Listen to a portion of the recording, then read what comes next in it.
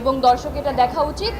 এই কাজটা দেখলে তারা কিছু না কিছু হয়তো বা ভাববে এটা নিয়ে। আর আমি যে রূপা ক্যারেক্টারটা করেছি, মানুষ যাতে তাকে ঘৃণা করে, তা সে কেন এমনটা করছে এটা যাতে দর্শক না বুঝতে পারে একদম শেষ মুহূর্ত পর্যন্ত।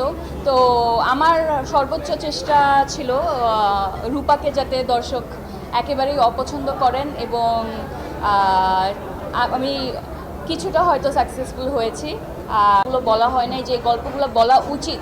লাইফের যে ইনসিডেন্টগুলো, এর আগে আমার জন্মদিনে আসলে কোনো ধরনের আয়োজন বা বড় কোনো কিছু কখনোই করা হয় না। সামনে আরও ভালো কাজ করতে পারি, আরও নাটক, ওটিটি কন্টেন্ট এবং ফিল্ম নিয়ে আসতে পারি। আমার সারপ্রাইজ খুব একটা ভালো লাগে না। যেই কাজটা দেখি নেই ওইটা নিয়ে আসলে মন্তব্য করাটা একেবারেই ঠিক হবে না। আই হোপ ব্যাপারটা খুব সুন্দরভাবে সলভ হয়ে যাবে। আমাকে কিভাবে পাবেন? আমাকে প্রিয় মালতী হিসাবে পাবেন। প্রিয় হতে পারবো কিনা এটা দর্শকের উপর ডিপেন্ড করবে, কিন্তু মালতী আসলে